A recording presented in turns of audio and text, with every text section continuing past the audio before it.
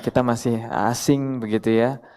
Ada juga yang mungkin sudah mengenal dan mulai ada bahan pertanyaan. Ya kami persilahkan kepada asatidz sekalian. Panitia dimohon bantuannya untuk mic-nya. Kita ada waktu 10 sampai 15 menit untuk tanya jawab.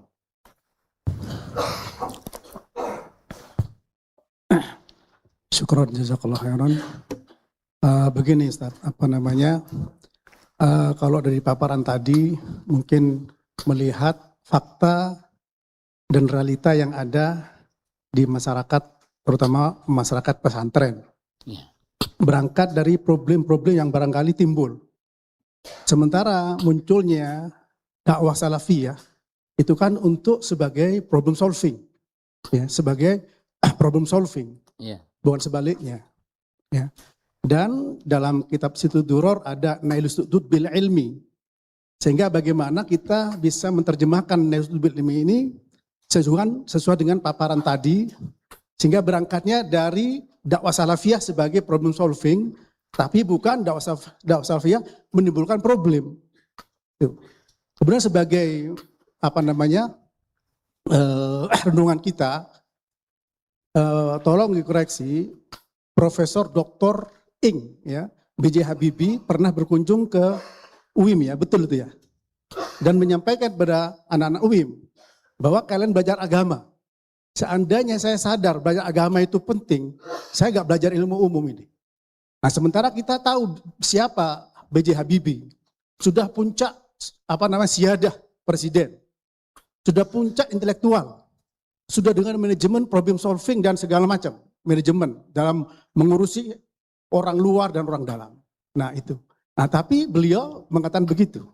Ya. Kemudian kedua ada di Jawa Barat, ya, tidak perlu saya sebut, tapi beliau sudah memiliki kedudukan tinggi juga, inspektorat, ya, Irjen di Departemen Keuangan. Nah dia setelah itu bergabung di dakwah salafiyah, dia bilang apa? Ustadz, manajemen problem solving apapun yang sudah saya pelajari mentok, gak bisa saya terapkan di teman-teman ini. Nah ini sebuah, bagi saya ya, sebuah renungan bahwa kalau kita solving apapun yang sudah saya pelajari mentok, gak bisa saya terapkan di teman-teman ini. Nah ini sebuah, bagi saya ya, sebuah renungan bahwa kalau kita tadi dengan paparan yang disampaikan adalah untuk mengharapkan kepemimpinan, ya, Khalifah fil Ardi yang maklumi, Pak B.J. Habibie sudah puncak semuanya. Tapi beliau bisa mengatakan begitu. Ya, seandainya saya tahu ilmu agama itu penting, saya akan belajar agama. Nah, oleh karena itu, bagaimana dakwah salafiyah jangan sampai problem-problem yang ada yang kita dapatkan di masyarakat pesantren dengan berbagai macam problemnya itu untuk kemudian kita berangkat dari sumber yang barangkali perlu menjadi suatu renungan, ya. Hendaklah kita kembali sumber dakwah salafiyah sebagai problem solving, bukan sebaliknya. Nah, kita lihat di situ Duror ada Nailus Sudud bil ilmi.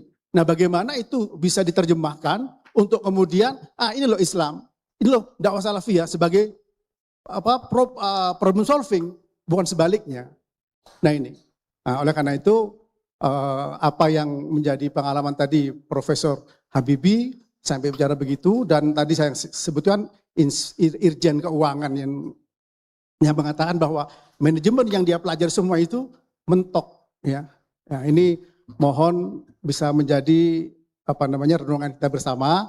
Kalau itu benar ya alhamdulillah, kalau salah tolong bisa dikoreksi. Terima kasih, syukron, jazakallah khairan.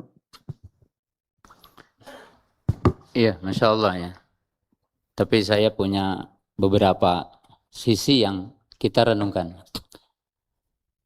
Kalau kita melihat Quran dan hadis, kita sepakati bahwa konsep pendidikan terbaik tentunya ada dalam Quran dan hadis dan pemahaman salaful ummah.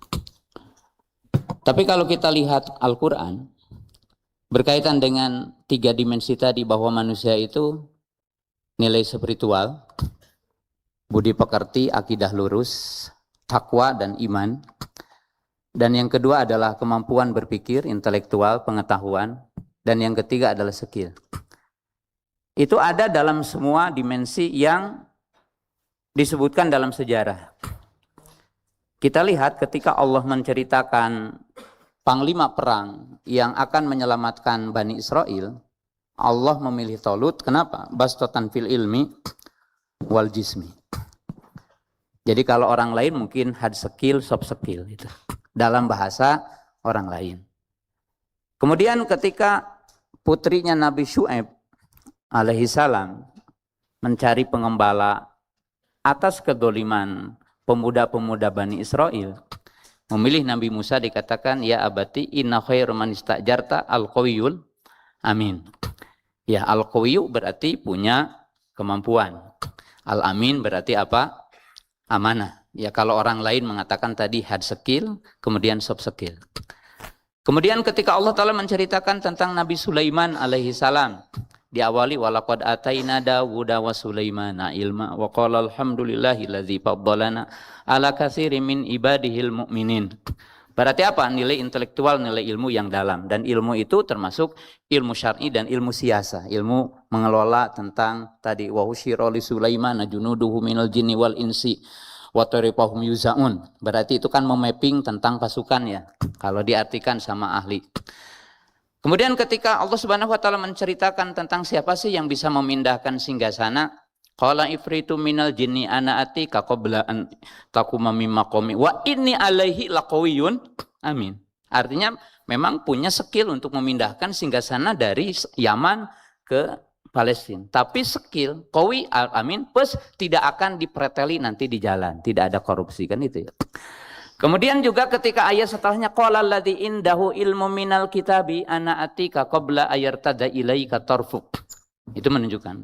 Kemudian warqud fil kitabi ibadana Ibrahim wa Ishaq wa Yaqub ulil aidi wal absar. Ulil aidi itu ya punya dedikasi, punya syaja'ah, punya rujulah. Sekarang kita siapapun orang pulang dengan profesor atau doktor bawa ijazah, dia bawa ilmu. Tapi datang ke Indonesia disebutkan Wahabi saja takut. Dia tidak akan dakwah. Berarti mesti apa? Mesti dia ID. Al-Absar, dia meneliti Indonesia itu apa sih? Negaranya seperti apa? Rakyatnya seperti apa? Kondisinya seperti apa? Ini adalah penelitian. Ya, penelitian. Ya, berarti apa? Ulil ID wal absar. Ya, kita lihat. Karena sadiqul wa'di. Nabiya, itu udah ada. Ya. Sekarang kalau cerita Habibie atau cerita yang lain, saya tidak bisa untuk menyatakan itu sebuah pernyataan benar. Kenapa? Karena berawal Habibie tidak belajar secara holistik. Kalau yang kita akan bangun dari pesantren ini manusia yang holistik. Manusia yang universal belajarnya. Mereka diajari tentang akidah, tapi plus dia berpikir tentang bagaimana manusia ini dibangun kan itu. Kalau tadi ada cerita, itu kan keliru. Kalau sekarang ada dokter mengatakan dia dokter bedah dan dia telah melakukan banyak kebaikan. Lalu dia mengatakan, pada intinya saya tidak merasa bahagia dengan jadi dokter ini. Nah kita jangan mengatakan bahwa jadi dokter tidak baik. Tapi apa? Tapi nilai spiritualnya. Saya akan berikan satu contoh. Hatta kita sebagai dai, orang jadi dai juga akan ada ujungnya. Kita jadi dai akan ada ujungnya capek ketika nilai spiritualnya tidak ada. Nilai spiritual itu saya akan berikan contoh yang sederhana. Ketika anak diajari sejak kecil bismillah, biasa. Tapi harus diajarkan spiritual dengan tingkatan berikutnya. Contohnya gini. Nah, nasi ini siapa yang menciptakannya? Allah. Nah, ini telur siapa yang menciptakan? Allah. Lalu kita bilang, nah, Allah yang menciptakan nasi ini, Allah yang menciptakan telur ini, memerintahkan kita baca bismillah. Disitulah bergeser dari kebiasaan menjadi spiritual. Sekarang kita juga belajar dari keinginan kita jadi ustadz, keinginan karena banyak orang yang jadi punya ilmu itu terkenal. Kan sebagian para ulama mengatakan, aku berjalan mencari ilmu awalnya untuk dunia. Tetapi setelah itu barulah saya merasakan, itu ulama, mereka merasakan spiritual setelah itu. Dan itu pendidikan. Pendidikan, makanya tadi nilai spiritual yang harus ditanamkan. Jadi nilai spiritual, nilai iman. Ya. Nilai kesadaran. Kalau saya gini ya, saya juga punya konsep yang mungkin bisa diterapkan di sisi lain, di pesantren lain. Jadi pendidikan pesantren adalah laboratorium tadi ekosistem. Bagaimana santri bisa tadi yang dibicarakan oleh Ustadz Mahfud bahwa manhaj salaf ataupun pesantren salaf bukan jadi masalah. Begini ya, pendidikan itu harus berawal dari nilai kesadaran. Jadi manusia itu dibangun dengan nilai kesadaran, yang kedua paham tentang aturan dan disiplin, yang ketiga paham tentang reward punishment. Nah, ketika manusia di ekosistem dibangun seperti itu akan muncul nanti manusia-manusia yang tangguh. Wallahu taala alam. Ya.